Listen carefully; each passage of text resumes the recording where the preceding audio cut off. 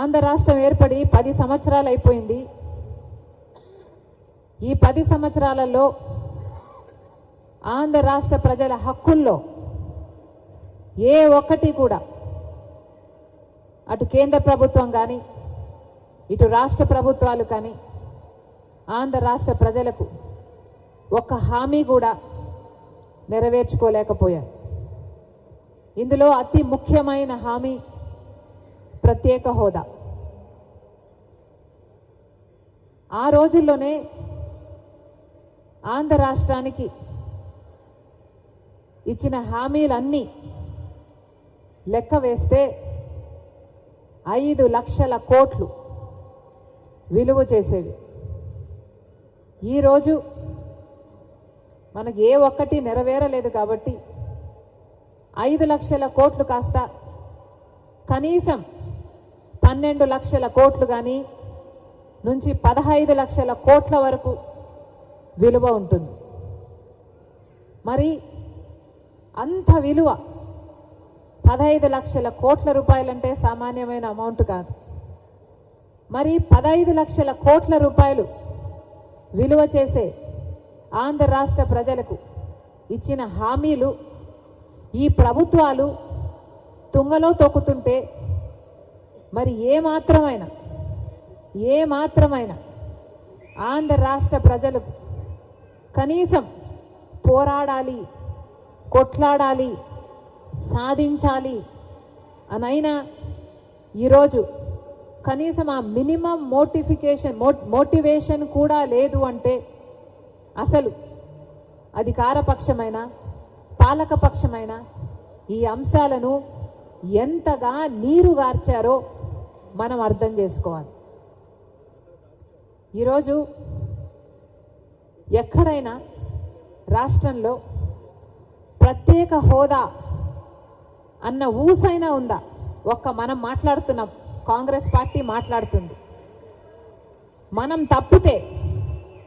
తప్పితే ప్రత్యేక హోదా ఈ 10 సంవత్సరాలలో అసలు ప్రత్యేక హోదా అన్న మాటైనా అటు పాలక పక్షానికి కానీ అటు ప్రతిపక్షానికి కానీ కనీసం ఊసైనా ఉందా? ప్రజల